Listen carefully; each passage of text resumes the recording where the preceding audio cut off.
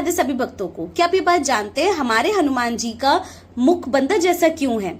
इसकी बहुत सारी कथा है, लेकिन एक कथा जो सबसे ज्यादा प्रचलित है। दूसरी चीज, राधा रानी की कृपा से मैं आज आपको ये कथा सुनाने वाली हूँ। आप ये चीज अपने बच्चों को भी फॉरवर्ड करिएगा, क्योंकि वो सनातन धर्म से दूर हो गई है और यही सनातन धर्म उनको जिंदगी में सफल करेगा, उनको एक रास्ता दिखाएगा, एक दिशा दिखाएगा, एक संस्कार देगा। जो वो संस्कार सीखेंगे वही वो संस्कार आपके ऊपर धारण करेंगे। तो क्या आप ये नहीं चाहते कि अपने बच्चों को आप ऐसे संस्कार दें या ऐसी कथा सुनाएं जो राधे राधे कथा का आप ग्रहण करें?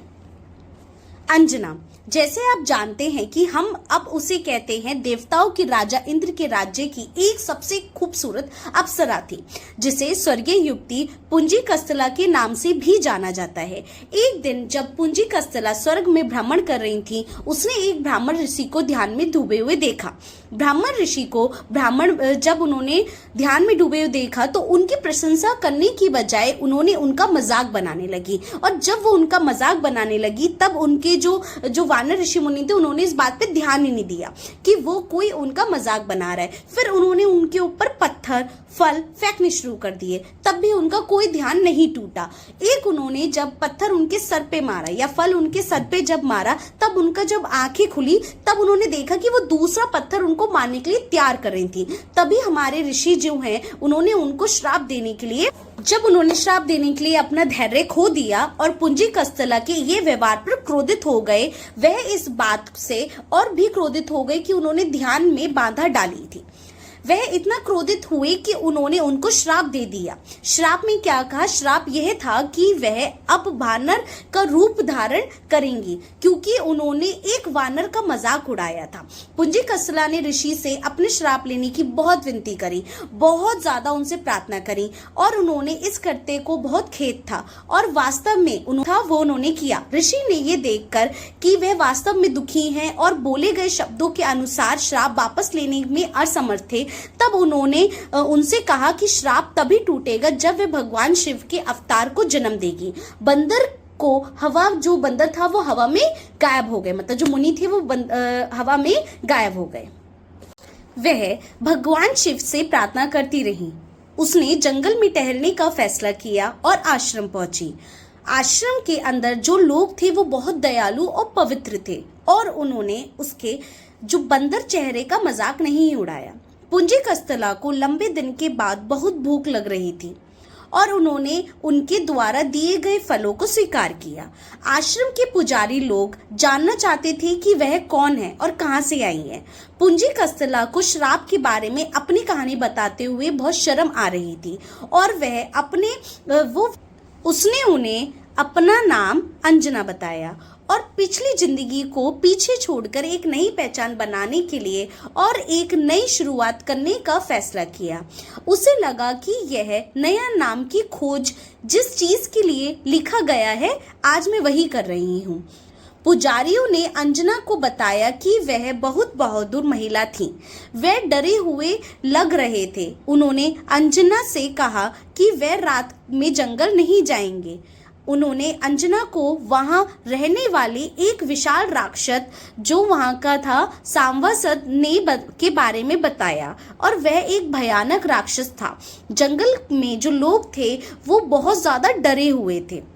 उन्हें चिंता थी कि वह आश्रम पर हमला ना करते और वह एक अपनी रक्षा करने की तैयारी कर रहे थे। अंजना ने पुजारी से कहा कि वह उनकी मदद करेंगे। अंजना ने जमीन पर एक छोटा सा शिवलिंग बनाया और भगवान शिव और देवी पार्वती की प्रार्थना करने लगी। उसने उन अच्छे और दयालु लोगों की मदद करने के लिए उन्हें राक्षस से बचाने के लिए प्रार्थना की।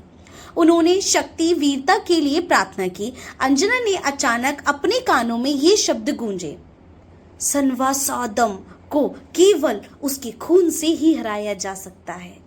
मेरे बच्चे, तुम विजयी हो। अंजना को पता चला कि उसकी प्रार्थना का उत्तर दिया गया है। वह आशा से भर गई थी और उसने जीत की ओर ले गई। वह युद्ध के लिए तैयार हो गई और वह जब हथियार उठा रही थी तब उसने देखा उसके पास एक और आदमी खड़ा है और उसका चेहरा नहीं देख सकी। वह आदमी एक योद्धा की तरह दिखता था और बहुत अच्छे शरीर वाला था। अंजना ने सोचा कि पुजारी ने राक्षस से लड़ने के लिए मदद के लिए एक योद्धा या एक राजा को बुलाया है। उस आदमी ने जो आदमी थे वो घावों से पूरा भरा हुआ था और ऐसा लग रहा था उसने कई लड़ाइयां लड़ी हैं। वह आदमी अंजना की ओर मुड़ा तो उसने अपनी आंखों पे विश्वास नहीं हुआ कि उसका चेहरा बंदर का था। बंदर आदमी ने खुद बंदरों के राजा केसरी के रूप में पेश किया और वहां उसके क्षेत्र में ही था। अचानक भयंकर गर्जना हुई और विशाल राक्षस आश्रम को झपट रहा था। केसरी ने अपने हथियार उठाया और राक्षस पर हमला किया। उन दोनों ने राक्षस को कुछ लोगों और एक छोटे वानर सेना के साथ मिलकर राक्षस से युद्ध किया। केसरी अपने कौशल से भी राक्षस को नहीं हरा सके।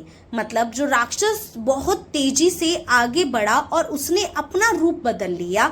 अतः केसरी को राक्षस को चोट पहुंचाई, मतलब उसका खून पृथ्वी पर बह गया। अंजना ने दौड़ लगाई और तीरों मतलब राक्षस के खून में डूबा दिया। उसने तेजी से राक्षस पर तीर चलाए और जैसे ही प्रत्येक बाण उसे भिड़ता राक्षस ने जोरदार चिल्लाने लगते। केसरी ने देखा कि अंजना ने किया था और उन्होंने अपने हथियार राक्षसों के खून में जो डुबो दिए और उसका लड़ना जारी रखा। जैसे ही रक्त में डूबा हुआ प्रत्येक हथियार दानव पर लग रहा था वह पिघलने लगा और उसकी गगनभेदी जो चीख थी हनुमान जी जैसे जंगल में जो गूंज उठी, आखिरकार वह हार गया और जंगल फिर सुरक्षित हो गया। वह पुजारी ने अंजना से संपर्क किया और उसने बताया कि जब किसी ने अपने लोगों को लड़ाई जीतने में मदद की है और वह प्रातः रूप में एक उपहार देते हैं। उसने अंजना से पूछा कि क्या वह केसरी से विवाह करने के लिए विचार करेंगी। अंजना आश्चर्यचकित रह गई। वह जानती है कि वह एक बहादुर बेहद बुद्धिमान व्यक्ति था। अंजना तैयार थी और उसने सोचा कि केसरी जो होगा वो पुजारी ने अंजना को बताया कि केसरी पहले से ही अंजना से शादी करने में इच्छुक है। एक विशेष और शुभ दिन चुना गया। केसरी और अंजना की शादी हो गई। अपनी शादी के बाद अंजना और केसरी दोनों प्रतिदिन भगवान शिव और देवी पार्वती की पूजा करने लगे। उन्होंने बहुत सुखी वैवाहिक जीवन व्यतीत किया। इस बीच अयोध्या शहर में एक राजा दशरथ की अपनी कोई संतान नहीं थी कि और वह एक बच्चों के लिए एक अनुष्ठान कर रहे थे। उन्होंने अपनी तीनों पत्नियों के साथ बांटने के लिए एक मीठा हलवा दिया था। राजा दशरथ ने खीर कौशल्या केकई को दे दी। हालांकि जैसे ही एक राजा जो थे सुमित्रा जब वो खीर देने वाले थे तब एक पक्षी खीर से छीनकर उड़ा ले गया। तो जो हमारी कौशल्या केकई थी वो दोनों ने तुरंत अपनी अपनी खीर एक एक हिस्सा रानी सुमित्रा को दिया और इसलिए उन्होंने जुड़वा जुड़वा बच्चों को जन्म दिया। लक्ष्मण शत्रुघ्न को जन्म दिया। रानी कौशल्या ने रामायण नायक राम और रानी केकई के भरत को जन्म दिया। जिस पक्षी ने खीर चुराई वह वास्तव में जो सुरचला नाम का अप्सरा थी। जो सुरचला नाम बहुत ही जल्दबाज थी, मतलब बहुत जल्दी में थी। वो अक्सर बिना सोचे समझे काम करती थी। उन्होंने अपनी पिछली गलतियों कारण से भगवान ब्रह्मा से द्वारा पक्षी के रूप लेने का श्राप दिया था। हालांकि भगवान ब्रह्मा ने श्राप को बदल दिया था। वह कहाँ सुरचला को उसके श्राप से तभी मुक्त मिलेगी जब वह भगवान अग्नि द्वारा राजा दशरथ को दी गई खीर को छुएंगी।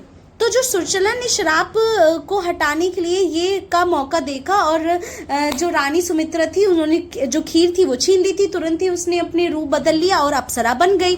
खीर जो थी वो वायुदेव और अपनी गिरी और जो भगवान शिव और आदेश को पालन करते हुए वायु ने खीर को सीधे ही जंगलों द्वारा उड़ा ले गए और जहां अंजना और केसरी जो अंजना रह रहे थे।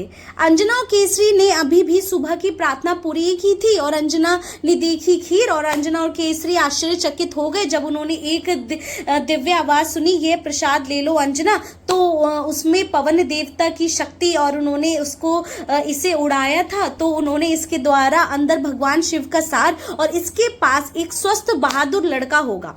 अब जो हनुमान जी, जो हमारे हनुमान जी हैं, जो अंजना के पुत्र हैं, अंजना माँ के और केसरी प्रभु जी के, तो जो हमारे भगवान शिव का अवतार होगा वो खीर लीजिए। अंजना ने रामायण में सबसे पहले शक्तिशाली नायकों में से एक हनुमान जी को जन्म दिया और हमारे प्रिय वानर देवता अंजना ने अपनी श्राप से मुक्त हो गई और अंजना ने शिव को अवतार और जन्म दिया।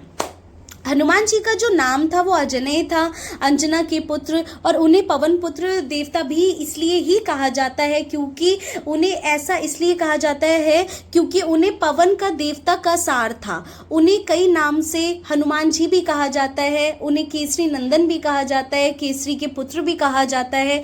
और अजनेय हनुमान जी की नाम कैसा लगा और उन्हें अपनी शक्तियाँ कैसे मिली, खैर और ये दिन कैसे कहानी चलती रही। राधे राधे सभी भक्तों को। आपको कैसा लगा ये कहानी सुन के ज़रूर बताइएगा। आज राधा रानी की कृपा से बहुत सारी चीज़ें जानने का अवसर मिला।